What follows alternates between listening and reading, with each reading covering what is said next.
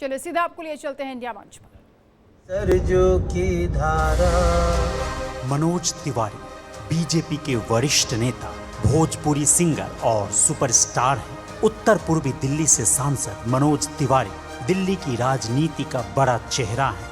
आपने हमेशा जनता के मुद्दों को सड़क से संसद तक उठाया है। मनोज तिवारी दिल्ली बीजेपी के अध्यक्ष भी रह चुके हैं। 2024 के लोकसभा चुनाव में मनोज तिवारी ने कांग्रेस प्रत्याशी कन्हैया कुमार को हराकर जीत की हैट्रिक लगाई। राजनीति में आने से पहले मनोज तिवारी कई सालों तक भोजपुरी इंडस्ट्री में काम करते रहे। 2003 में इनकी फिल्म ससुरा बड़ा पैसा वाला बहुत हिट रही थी। इसके बाद एक कई भोजपुरी फिल्में हिट हुई और मनोज तिवारी लोकप्रियता के शिखर पर जा पहुंचे। जिया हो बिहार के लाला, जिया तू 1000 साला जैसे आपके गाने आज भी लोगों के जहन में हैं। तो ये छोटी सी जो झलक है, मुझे लगता है कि ये बहुत कम हो जाएगी, क्योंकि अपने आप में मनोज जी का जो अपना एक सफ़र है, अपना व्यक्तित्व है, वो इतना विराट है। और मनोज जी, चुनाव के पहले भी आपकी और मेरी मुलाकात हुई थी, इसी तरह से चर्चा हुई थी।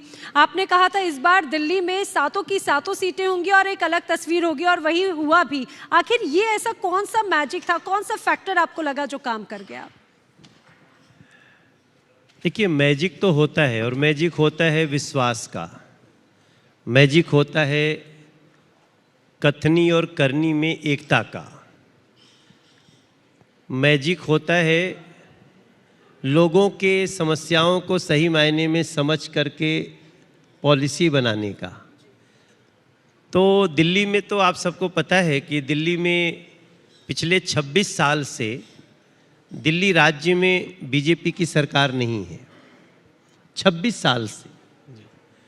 आपको याद होगा, मदन लाल खुराना जी 1993 में दिल्ली के दिल्ली के मुख्यमंत्री बने थे, और उसके बाद उसी टर्म में उनके ऊपर कुछ आरोप लग गए थे, तो उन्होंने इस्तीफा दे दिया था। केवल आरोप लगने से वो इस्तीफा दे दिए थे, और फिर उसके बाद साहेब सिंह वर्मा जी आए थे। जब वो बरी हो गए तब फिर राजनीति में अपना काम करना शुरू किया। तो 98 से लेके अब तक दिल्ली में बीजेपी की सरकार नहीं रहने के बाद भी हम जब से नरेंद्र मोदी जी प्रधानमंत्री बन के आए, 7 सांसद दिया दिल्ली ने, तो आपने देखा, आप खुद भी कभी प्रगति मैदान के टनल में आप जाते होंगे तो आपको लगता होगा कि भाई अलग है, भाई अलग है। अगर आज आप NH-24 से दिल्ली को बड़ा होता हुआ देखे हैं, आज मेरठ तक दिल्ली है। आज अगर कोई पिलखुआ रहता है तो उसको बहुत चिंता करूं, दिल्ली में ही रहता है। आज धौला कुआं जाते समय जब आपको थोड़ी सी राहत मिलती है, आज द्वारका एक्सप्रेस पे चढ़ के जाते हैं, तो इसलिए एक विश्वास था मेरा कि सरकार ना होने के बाद भी राज्य में हमने जो अपना काम किया उसके बदले जनता तो देती है। मेरा ये विश्वास है कि। अच्छा मनोज जी, अभी इस बार के चुनाव में इकलौते ऐसे सांसद जिनको दोबारा टिकट दिया गया था, अरविंद केजरीवाल जी जेल से बाहर आए थे। वो कह रहे थे कि अगर हमको वोट नहीं मिला तो हमको जेल में डाल देंगे, अगर हमको जेल से बाहर निकालना हो तो हमको वोट दीजिए। और कांग्रेस साथ गठबंधन भी था, तो कैसे आपका जादू कैसे चल गया? उनकी बात जनता नहीं मानी क्या? नहीं, जनता ने तो नकार दिया। हाँ। क्योंकि अरविंद केजरीवाल जी ने जितनी तकलीफ दिल्ली को दिया है, उतना किसी मुख्यमंत्री के इतिहास में, किसी राज्य के इतिहास में आपको नहीं मिलेगा। इसी दिल्ली में कहा गया कि हम बिजली का रेट हाफ कर देंगे और पानी माफ कर देंगे, लेकिन यहां बैठा हुआ अगर कोई दिल्ली का होगा, एक कोई बता दे कि उसका बिजली माफ है। इतना बड़ा झूठ, या हाफ भी हो तो बता दे। हाँ, कुछ लोगों को बिजली का फायदा मिल भी रहा है। अच्छा। लेकिन ये तो नहीं कहा गया था ना कि हम केवल 10% को बिजली का लाभ देंगे, बाकी 90% पे और बढ़ा देंगे। और लोगों पे बढ़ गया। लेकिन तो इस तरह से, जैसे पानी की बात हुई थी, तो अरविंद केजरीवाल जी ने, आज बुजुर्गों को पेंशन नहीं मिलता है दिल्ली में। अगर पिछले 2018 से दिल्ली में कोई 60 साल का हो रहा है तो उसको बुजुर्ग का पेंशन नहीं मिलता। लेकिन किसी तरह अपने को न्यूज़ में बना करके जो तकलीफ आज दिल्ली की जनता झेल रही है, जी। पानियों का जल जमाव है, तो अच्छी अच्छी सड़कों पे हो अब तो वो जाती कह रहे हैं कि वो मनोज तकलीफ नहीं ना, वो कह रहे हैं कि आप तकलीफ आप लोग उनको दे रहे हो, जेल में साजिश कर दे रहे हैं, उनके साथ बहुत तकलीफ दे रहे हैं आप लोग। इस देश में किसी राजनीतिक पार्टी के हाथ में ताकत है क्या किसी को जेल में डालने की? आदमी अपने कर्मों से जेल में जाता है। उन्होंने भ्रष्टाचार किए तो जेल में है। अब बाद में वो कहते हैं कोर्ट को भी दोषी दे देंगे, कोर्ट बेल नहीं दे रही है। हम तो बार बार कहते हैं अगर आप गलती करोगे, मनोज तिवारी भी गलती करेगा तो उसकी भी जांच होनी चाहिए। लेकिन मनोज जी, अब से कुछ देर पहले इसी इंडिया डेली के इंडिया मंच पर आम आदमी पार्टी की मंत्री आतिशी यहाँ पर थी और उन्होंने बड़ी बात कही। उन्होंने कहा कि यही दिल्ली का ही मॉडल है जिसे विदेशों से भी लोग आते हैं तो देखने के लिए आते हैं, शिक्षा के मॉडल पर। दूसरी बात, उन्होंने कहा कि दिल्ली के साथ में केंद्र सरकार और कई एजेंसीज दुर्व्यवहार करती हैं, जानबूझ के परेशान करती हैं, काम नहीं करने देती। अब यही तो एक बहाना है उनके पास, और कुछ तो है नहीं। आज दिल्ली में प्रत्येक साल 9वीं क्लास में 1 लाख बच्चे फेल हो रहे। ये शिक्षा का मॉडल है। अब क्या है ना कि देखिए, वो कहते हैं और मीडिया उसको ब्रेकिंग न्यूज़ भी बना लेती है। वो तो जल मंत्री है और पानी नहीं मिलता है तो खुद ही जल के लिए आंदोलन करने लगती है। आम आदमी पार्टी ने कोई ऐसा दर्द नहीं है जो दिल्ली को दिया नहीं है। अब वो झूठ बोल बोल के अपने को खड़ा रखते हैं। मनोज जी वो कह रहे हैं पूरा मेरा दर्द जो मानना है कि वो झूठ नहीं आप ही चलेगा। लोगों ने दिया, केंद्र सरकार और बीजेपी एलजी साहब उनको कुछ काम ही नहीं करने दे रहे हैं। सब काम तो वही कर रहे हैं। अगर हम आज आपके यहीं से फोन करें जल बोर्ड के सीईओ को कि मैं सांसद बोल रहा हूं, मुझे मीटिंग करनी है, तो सीईओ नहीं आएंगे। ऐसा क्यों? क्योंकि वो उन लोगों भेदभाव की राजनीति करते हैं। अगर हम आज बुलाना चाहें, पीडब्ल्यूडी का सेक्रेटरी हमसे मिले, हम चलना चाहते हैं सड़क पे, तो हमारे साथ नहीं आएंगे। आज दिल्ली में आप कहीं जाइए, दिल्ली में एक सोनिया विहार है, वहाँ आप एक बार चले जाइए, आपको ऐसी जाम में फंसना पड़ेगा कि रोड ही नहीं है। 10 लाख लोग रहते हैं और सड़क सिंगल है। अब हम तो कहते हैं उसको बना दिया जाए, नहीं बनाते हैं।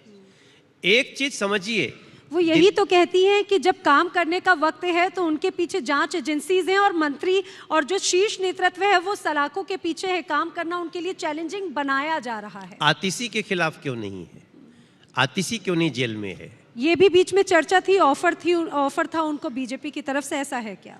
अरे ऐसे लोगों को कौन ऑफर, ये रोज ऑफर देते हैं। अगर आप में ताकत है तो जिसने ऑफर दिया उसका नाम बताओ, जिसका फोन आया फोन नंबर बताओ।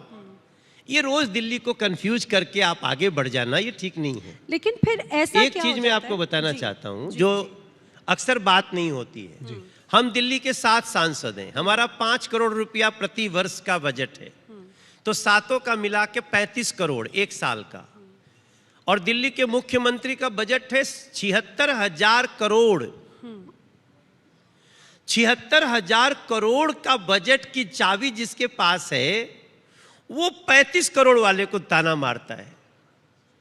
मैं दिल्ली से प्रार्थना करूंगा, ये बहानेबाजी बहुत हो गई।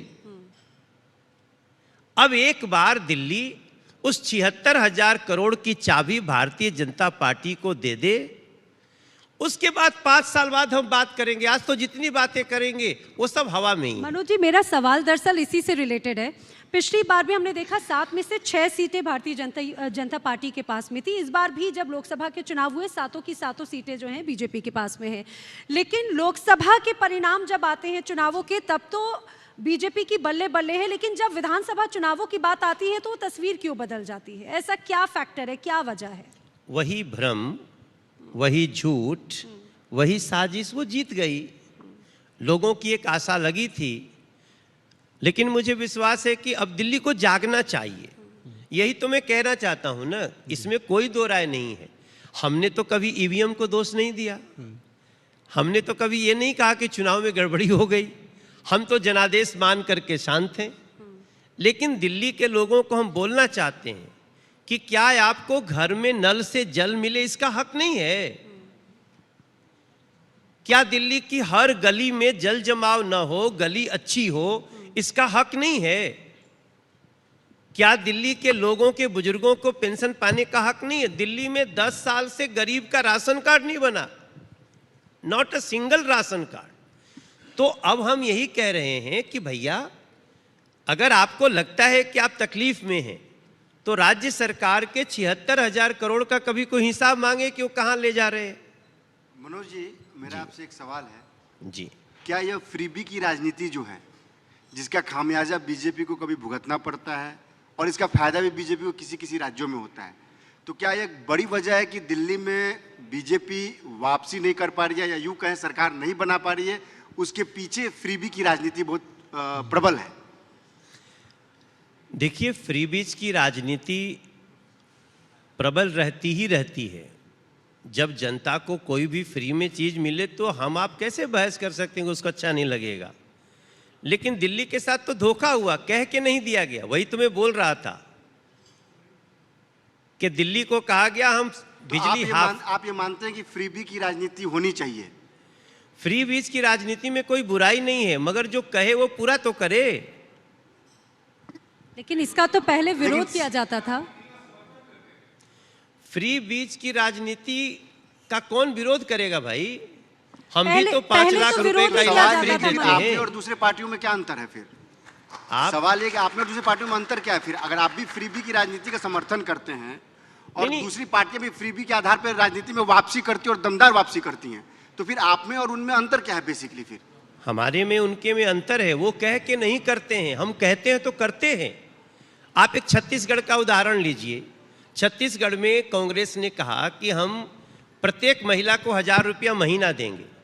5 साल बीत गया, हम चुनाव लड़ने गए, महिलाएं ने हमको पकड़ लिया कि हमको तो कहा था, नहीं दिया। हमने वादा किया कि हम आपको 12,000 रुपया सालाना देंगे। आज छत्तीसगढ़ में शुरू हो गया, कांग्रेस उसका झरझाना भुगत रही है। फ्री बीज का कभी विरोध नहीं करती बीजेपी। हम सिर्फ इतना कहते हैं कि फ्री देने के पहले अपना बजट तो देख लो, कर सकते हो क्या, झूठ मत बोलो। हम जो चालाकी से झूठ बोला जाता है उसका विरोध कर रहे हैं। अगर इस दिल्ली में कहा गया बिजली हाफ पानी माफ, तो यही तो मैं पूछ रहा हूं, यहां बैठे हुए लोग भी तो दिल्ली के हैं ना, तो आपको लिखना चाहिए था शुरू में हम 200 यूनिट बिजली माफ कर फ्री में देंगे।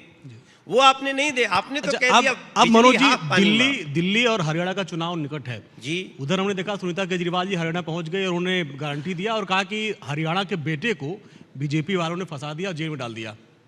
आपको गुस्सा नहीं आता? अब हरियाणा के लोग जितना वो लोग समझ रहे हैं उस तरह से भ्रम में आने वाले नहीं हैं। किसी को जेल में डालना कोई साजिश कर सकता है, लेकिन कोर्ट नहीं है क्या देश में? कोर्ट बेल नहीं दे सकती है क्या? कोर्ट अभी भी इंटरिम बेल क्यों दे रही है? पूरी बेल दे देती। चुनाव में ही अरविंद केजरीवाल जी को 20 दिन का बेल दिया। कितना बेइज्जती किया। इतना हम लोग, कोई दूसरा आदमी होता तो बेल ही नहीं लेता। मैंने मुंह पे कालिक पोत दे, कहे जाओ घूम के आओ, और रेफरेंडम करा दिया अरविंद केजरीवाल। जेल वाला मुद्दा हरियाणा में काम करेगा क्या? सुनीता जी ने वहां पे जो नहीं, देखो अब सुनीता जी जो हैं वो तो खुद ही आरोप में घिरी हुई हैं। सुनीता जी अगर फेयर हैं तो अपने उस राजमहल में मीडिया को जाने का परमिशन दे दें।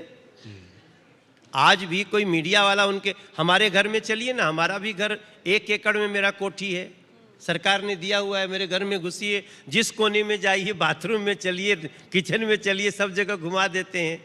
ये घुसने ही नहीं देते। आपके मन में क्या चोर है? आप आतिशी जी आए, उनको पूछिए तो ठीक है। वो कहते हैं ना कि काठ की हांडी चढ़ जाती है, इनकी 2 बार। लेकिन स्वाति जी अंदर घुसी तो थी। किनकी? स्वाति जी अंदर गई तो थी। तो अब देखो, हमसे ये कहलवाना, आप स्वाति मालीवाल के साथ जो हुआ, कोई भी सभ्य समाज इसको सही ठहरा सकता है। तो ये गुस्सा क्यों है अरविंद केजरीवाल को? ये सारी चीजें, आज वो आम आदमी पार्टी और कांग्रेस को मिलकर के चुनाव लड़ना पड़ा। आप सोचिए, हम भी थोड़ा देर तो हम लोग घबरा ही गए थे। घबरा गए थे भाई, बहुत बड़ी बात बोले आप। हैं? इस गठबंधन से आप लोग घबरा गए थे। नहीं भाई, कोई भी घबराएगा। दिल्ली में जब भी डायरेक्ट चुनाव हुआ तो बीजेपी कभी जीती ही नहीं थी। पहली बार इतिहास में ऐसा हुआ है जहां डायरेक्ट चुनाव हुआ है और बीजेपी को दिल्ली के लोगों ने भारी मतों से अंतर से जिताया है। अच्छा मनोज जी, पहली क्योंकि बार आपने स्वाति मालीवाल का जिक्र बहुत छोटे स्तर पर किया, क्या स्वाति मालीवाल से भारतीय जनता पार्टी संपर्क में है? क्या आने वाले वक्त में एक अलग तस्वीर नजर आएगी? क्योंकि जब उनके वो घटना सामने आई थी तो पूरी तरह से उनका समर्थन करते हुए नजर आ रहे थे। मैं खुले मन से पूछना चाह रही हूँ, क्या कहेंगे? देखिए, हम तो जहां भी किसी के साथ अन्याय होगा तो अन्याय जिसके साथ होगा हम उसके साथ न्याय के लिए खड़े रहेंगे। और स्वाति मालीवाल का बीजेपी से तो कोई मतलब नहीं है, लेकिन अगर स्वाति मालीवाल चाहती हैं कि उनकी पार्टी बहुत महिलाओं का अनादर कर रही है और वो कहेंगे कि हम बीजेपी में आना चाहते हैं तो हम तो उनका स्वागत करेंगे। अच्छा, मेरा अरविंद जी कुछ पूछना चाह रहे हैं। सवाल है, हमारा आपका रिश्ता तो बड़ा पुराना है। इधर मिर्जापुर में बहुत चर्चित गाना होगल भाई राजा जी, है ना? बहुत ज्यादा हर आदमी की जुबान पे है। पंचायत मैं कहने ही वाली थी, है ना? कहने वाली थी ना, नैना भी कहने वाली थी। तो ये मतलब इसको आपने बड़ा मन से गाया है, दिल से, जिसको कहते हैं मन से और दिल से। नहीं, हमारा प्रोफेशन है वो। जी जी, आपने मन से गाया। हम चाह रहे हैं इंडिया मंच के लिए भी मंच पे भी गा दीजिए। मैं शराब घोटाला करके अपना जीवन नहीं चलाता हूं। सही कहा आपने, एकदम सही। मैं मेरा गाना, मेरा टीवी शो, जी जी, आज भी डिजिटल हम लोगों के बहुत अच्छे पैसे मिलते हैं। मतलब मैं सार्वजनिक रूप से कह सकता हूं कि मुझे 15 से 20 लाख रुपए आ जाते हैं। नहीं, स्टार हैं आप भाई। हाँ, तो अब उसमें तो भगवान ने हमको दिया है। सही बात है। तो पंचायत में गाया जी, भैया जी फिल्म का गाना गाया, बनाया मैंने जी। मैंने पहली बार फिल्म का गाना बनाया भी। हो जे का बाघ का करे जा दे के ऊपर वाला भेद, ओ काकाई डेरवाई गुनगार नगरिया। भाई हमारी ये तो कला है। हम तो चाहते हैं हर पॉलिटिशियन बताए ना कि उसका दूसरा बिजनेस क्या है। मनोज जी, राजा जी बहुत ट्रेंडिंग है। राजा जी की डिमांड आ रही है वहां से। राजा जी पंचायत। ए राजा जी, क्या बात है। ए राजा जी, ये करे तरहल हा जरूरत मुहूर्त खूबसूरत। देखिए इस गाने में ना जी, गाना तो अभी गाने के लिए नहीं बुलाए हो, लेकिन फिर भी अब छोड़ेंगे नहीं भैया। वो पीएम वाली लाइन आपने छोड़ दिया। कौन वाली? पीएम वाली लाइन। हाँ, कि हमारा देखो, जब बच्चा पैदा होता है जी, तो उसका माता पिता क्या नहीं सोचता है अपने बच्चे के बारे में। तो पीएम और सीएम वाले से भी अच्छी लाइन कुछ और है। अरे मुनि जैसन बाबू हमार ज्ञानी होई है, राजा जैसन दानी होई है हो। ये सनातन है। मुनि ज्ञानी होते हैं, कुछ मुनि फर्जी भी हो सकते हैं।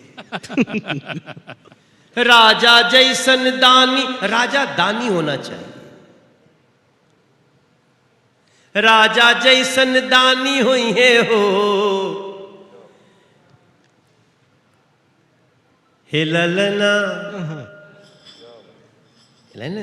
ए ललना अखिला भूमंडल राजधानी हुई है, बापे जस खनदानी हुई है। अच्छा मनोज जी, ये एक विधा थी सोहर की। हाँ। और इसी माध्यम से बहुत वायरल हुआ, लोगों तक पहुंचा। लोग भोजपुरी को समझते थे कि भोजपुरी में अश्लील गाने आते हैं, लेकिन उनको ये भी पता चला कि सोहर जैसे ऐसे भी गाने हैं जो लोग पसंद करते हैं। इसके लिए भी आपको बहुत बहुत आभार। मैं तो धन्यवाद देना चाहता हूं आपके इंडिया डेली के मंच से जी, उन लोगों को जिन्होंने इस गाने को पसंद किया। माइकल जैक्सन की टीम ने इस गाने पे माइकल जैक्सन का डांस डाला है। क्या बात है। और वो जब मैं देखता हूं तो मुझे लगता ही नहीं कि वो माइकल जैक्सन इस गाने पे नहीं, एक एक बीट ऐसा मिलाया है।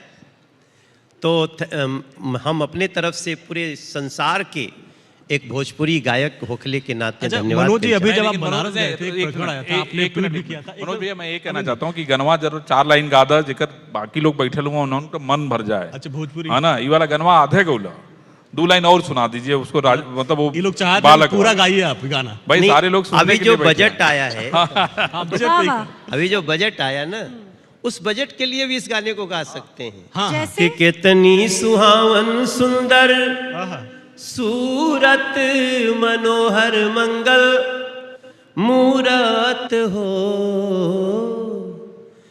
हे राजा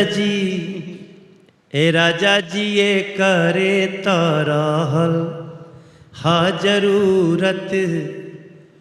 अब वैसे तो अभी मैं संसद में आप देखेंगे कि पूरे विपक्ष के लोग ना, ये बिहार का बजट है, ये आंध्र प्रदेश का बजट है, ये बिहार का बजट है, ये आंध्र प्रदेश का बजट। अरे भैया 48 लाख करोड़ का बजट है। कितने का है? 48 लाख करोड़। और बिहार को कितना मिला? 26,000 करोड़। आंध्र प्रदेश को कितना मिला? 15,000 करोड़। तो ये 41,000 करोड़ हटा के बाकी कहाँ गया है? ये लोग सोचते हैं कि जो 4 करोड़ एम्प्लॉइज को डायरेक्टली 17,500 रुपए का फायदा हुआ, उसको ये देश, वो तो कह रहे हैं कि कुर्सी बचाओ बजट है ये।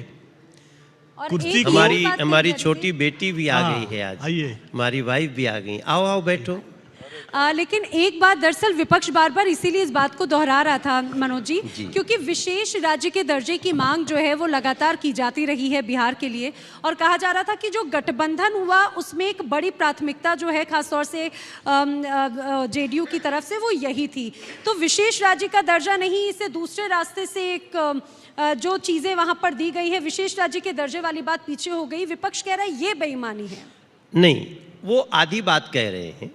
मेरी प्रार्थना है, एक बजट में प्रावधान है पूर्वोदय उत्थान।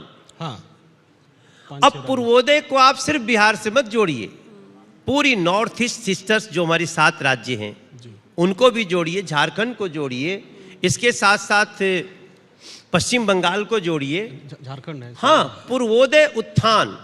और पूर्वोदय उत्थान को लगभग कुल मिला के देखिएगा तो लगभग 4 लाख करोड़ का बजट का प्रावधान है। लेकिन अब पढ़ते ही नहीं है।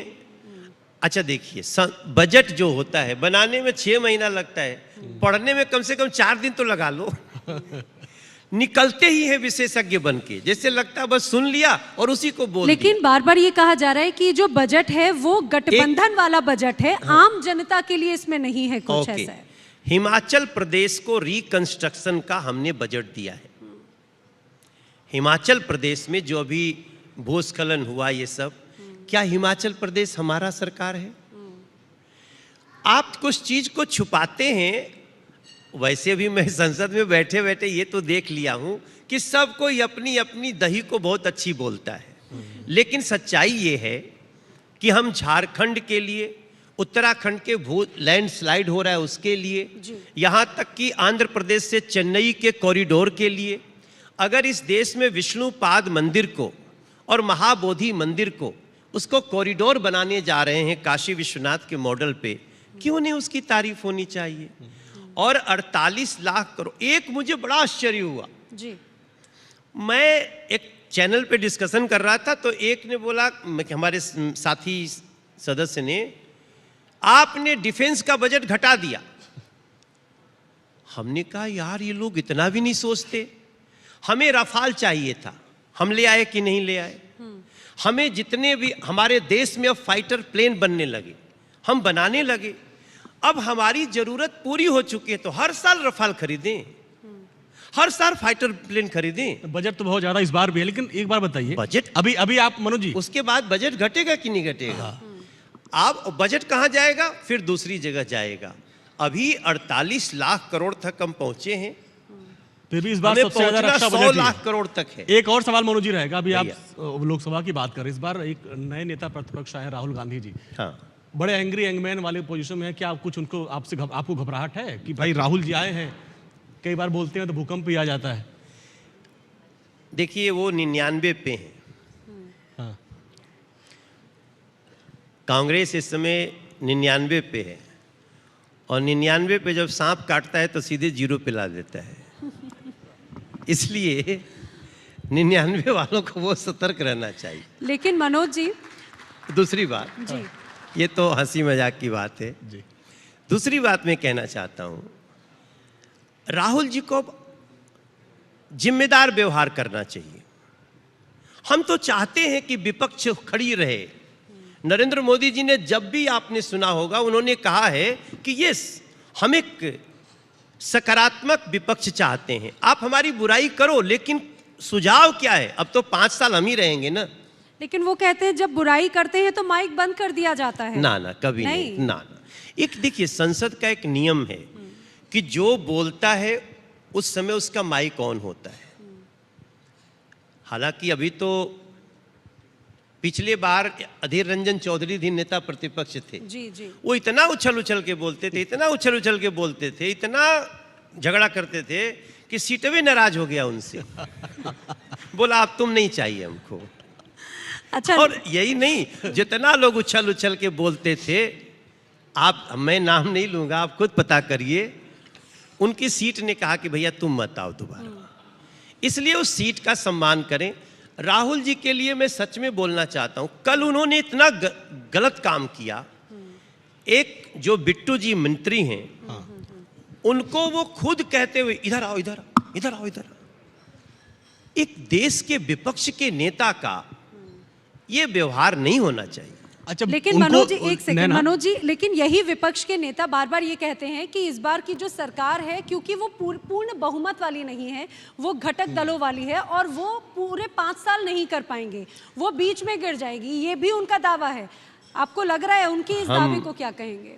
देखिए, हम चुनाव के बाद गठबंधन नहीं किए हैं, हम चुनाव के पहले गठबंधन किए।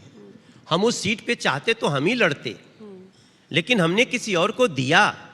इसलिए चुनाव पूर्व गठबंधन को अगर आप नहीं स्वीकार करते हैं तो ये आपकी भूल है। ये इंडिया गठबंधन। दूसरी बात, हम जितना सीट लाए हैं ना 240, उतना सीट 2014, 2019 और 2024 तीनों मिला दीजिए तो भी कांग्रेस उतना नहीं। लेकिन मनोज जी, इसके बाद भी आप इस तरह की भाषा, पहली बार हम देख रहे हैं कि कोई तीसरी बार भी सरकार में न आके इतना अहंकार में है, और हम विनम्रता के साथ कह रहे हैं। इसलिए मेरा मानना है कि राहुल जी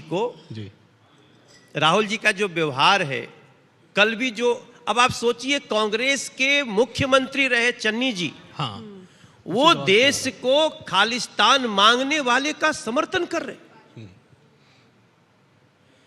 ये व्यवहार इस देश का, राजनीति हर स्तर पे हो, आप जितना मोदी जी को गाली दीजिए, आपको मोदी जी का चेहरा अच्छा नहीं लगता है, राहुल जी कोई बात नहीं, आपको अच्छा लगे न लगे, देश को अच्छा लग रहा है, आप जो कहिए स्वीकार है। लेकिन देश को बांटने वाली आप शपथ लेके आए हो कि मैं भारत की संप्रभुता व अखंडता की रक्षा करूंगा, उसके बाद भी अगर आप इस तरह की बात बोलेंगे। तो चन्नी ने जो बयान दिया, उसको लेकर जो है सियासत हो ही रही है, उसको कांग्रेस के लोग कह रही है हमारा बयान ऑफिशियल बयान नहीं है, तो आपको तुरंत निकालना चाहिए पार्टी से। हाँ, मांग क्या करते हैं आप तुरंत चन्नी जी को, हाँ, वैसे जब वो व्यक्ति या तो खुद माफी मांगे और नहीं तो आप उनको पार्टी से निकाल दीजिए, दो ही चीज हो सकता है। ठीक है मनोज जी, एक सबसे महत्वपूर्ण सवाल दिल्ली के लिए, क्योंकि अब दिल्ली में आने वाले वक्त में विधानसभा चुनाव होने हैं, और पिछले अगर अभी इस बार लोकसभा चुनावों के परिणाम देखें तो मैंने कहा फील गुड फैक्टर तो ऑफकोर्स आपको भी होगा, पार्टी को भी होगा।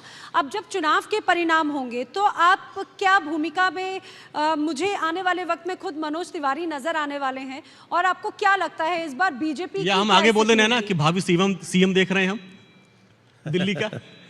नहीं, हमें पूरा विश्वास है कि जब कांग्रेस और आम आदमी पार्टी दोनों मिलकर भी एक भी सीट नहीं जीत पाई, तो यह स्पष्ट लक्षण है कि इस बार भारतीय जनता पार्टी को दिल्ली अपनाने जा रहा है। सीएम चेहरा कौन होगा मनोज जी? बहुत अच्छा होगा, बड़ा अच्छा होगा। आपको क्या वो सब मनोज दिखेगा। तिवारी जैसा होगा? जय श्री राम। सर, अब हम समापन करेंगे, लेकिन जाते देर मनोज जी आओ बिहार के लाला के साथ समापन करना चाहते हैं। अब देखो, आप ही लोग बोलते हो मनोज तिवारी गाना गाने लगता है, फिर गाना भी गवाते हो। आज जवाब तो बहुत है गए मनोज जी, लेकिन आज करगिल दिवस है। मैं चाहूंगी जो शहीद है उन्हें नमन करते हुए, उन्हें याद करते हुए, क्योंकि उन्हीं की वजह से आज हम खुशहाल जीवन जी रहे हैं, उनके लिए कुछ। क्या बात? जब कारगिल का युद्ध हुआ था तो हम लोगों में बहुत लोगों ने उसका लाइव प्रसारण देखा होगा। पहली बार किसी युद्ध का लाइव प्रसारण, और हमारे पत्रकार लोगों ने अपनी जान पे खेल करके उसको लाइव किया था। आज उस कारगिल का विजय दिवस है, और निश्चित रूप से तब भी हमने एक गीत बनाया था कि बच्चा बच्चा जहां पूरा हिंदुस्तान चाहता, हमरा देश के हर हिंदू मुसलमान चाहता, सिख ईसाई हो के चाहे हो पठान चाहता, हिंदू मुस्लिम सिख ईसाई सब इंसान चाहता, अब तो पीओ के वाली भी हो निशान चाहता, अब तो पीओ के वाली भी निशान चाहता, खाली करगिल नहीं पीओ के निशान चाहता। धन्यवाद धन्यवाद। मेरी मनोज जी, बात आपने- कल भी थी, आज भी है, कल भी रहेगी। हमें हमारा पीओ के वापस चाहिए और हम उस रास्ते पे चल रहे हैं। बहुत जल्दी इस देश को ये खुशी मिलेगी। क्या बात है, बहुत बहुत शानदार। बहुत बहुत धन्यवाद मनोज जी, धन्यवाद मनोज आपने जी। वक्त निकाला और बहुत खास बातों को बेबाकी से रखा और ये कहा जाए